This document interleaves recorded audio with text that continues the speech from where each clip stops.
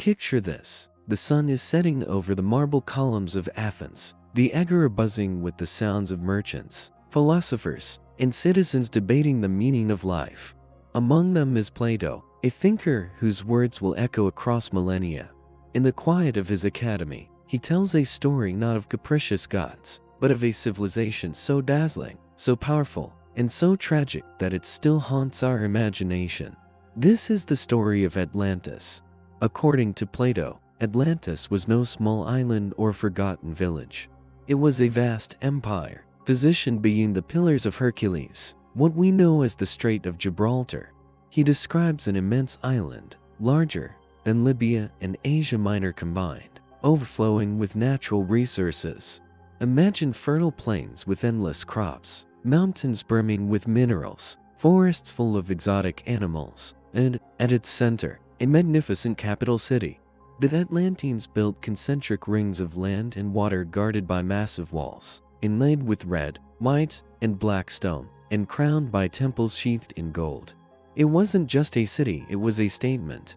But what makes Atlantis compelling is not only its grandeur, it's the idea that it once stood as a beacon of power, knowledge, and ambition, and then, in a single catastrophic event, vanished beneath the sea. Plato says the Atlanteans grew corrupt. Their thirst for conquest, their arrogance, their pride, these vices drove them to subdue the Mediterranean world. The gods, angered by this hubris, struck them down. In a single night of earthquakes and floods, the mighty Atlantis sank, never to be seen again. Or so the story goes. Now, here's the question. Was Plato offering an allegory, a moral fable warning Athenians about greed and unchecked ambition? Or was he drawing on older records, stories preserved by Egyptian priests, memories of a real lost civilization? That debate has kept Atlantis alive for more than 2,000 years. Let's take a step back to what Plato actually wrote. His dialogues Timaeus and Critias are our only direct sources. He frames the tale as something passed to his ancestor, Solon, by priests in the Egyptian city of Sais. Those priests supposedly told Solon that the Greeks were like children in history, forgetful, whereas Egypt had kept records of civilizations that rose and fell. Among those records was Atlantis. That Egyptian connection has fascinated historians. Could there have been older, now lost accounts of civilizations predating Greece? Skeptics argue Plato invented Atlantis as a cautionary tale. It fits neatly with his philosophy: a proud, wealthy society collapses because of moral decay. It parallels his critiques of Athens after the Peloponnesian War, when democracy had been warped by ambition. To many scholars, Atlantis is a narrative device. But then there are the details. So many details. Plato gives the island scale, the capital's layout, the abundance of elephants, the canals carved across its plains, the colored stones, the gilded temples, the military and civic organization. If it were purely fictional, why embed so much precise description? The density of specifics is what fuels believers. Maybe Plato wasn't inventing, maybe he was preserving. So where could Atlantis have been? Over the centuries, explorers, historians, and dreamers have mapped it onto nearly every corner of the globe. Now here's where it gets interesting. First stop, the Mediterranean. Some argue Atlantis was not in the Atlantic at all but hidden in plain sight. The volcanic island of Santorini, ancient there, is a strong candidate. Around the 16th century before Christ, a colossal eruption destroyed much of the island and sent tsunamis across the Aegean.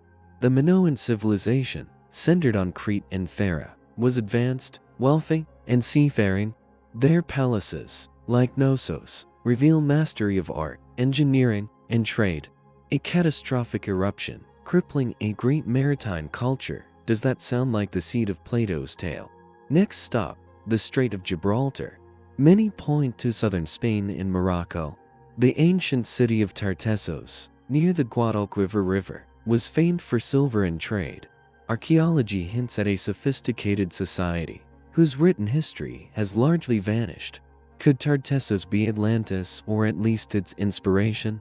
In this view, Atlantis was a real Iberian culture that flourished and faded, later mythologized into a parable.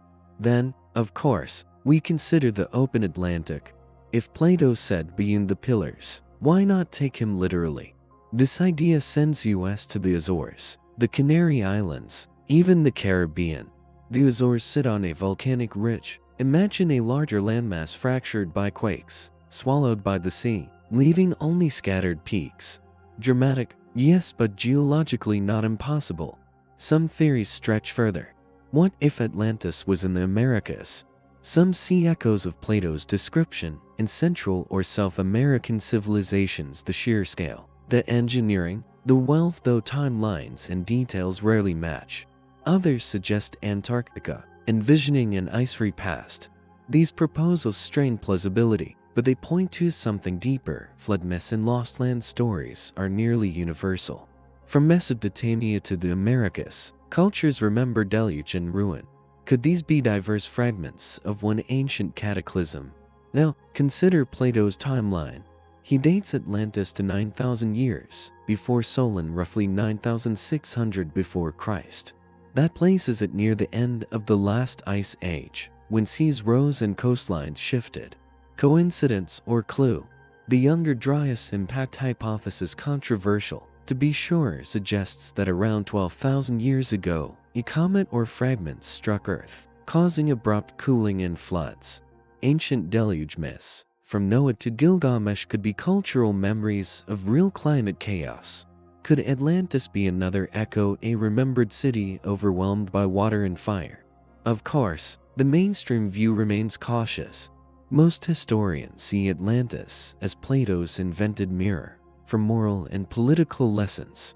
But even if Atlantis never existed as described, the story has shaped how we search for the past.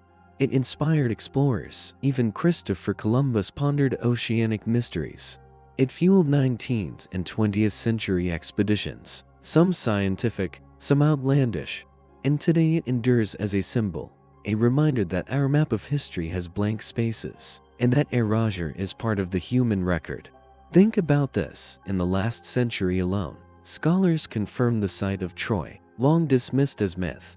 We uncovered the Minoans, the cities of the Indus Valley, and Göbekli Tepe monuments older than Stonehenge, older than the pyramids, built by people we barely understand. Time and again, archaeology shows that human civilization is older, stranger, and more complex than we assumed. So is it really impossible that something Atlantis-like once existed? Atlantis captures a deep chord, the dream of a golden age, abundance, wisdom, balance suddenly lost. It's a warning and a temptation. Imagine if we found it. What would it reveal? Advanced technologies, forgotten knowledge, or a humbling truth that greatness without virtue collapses?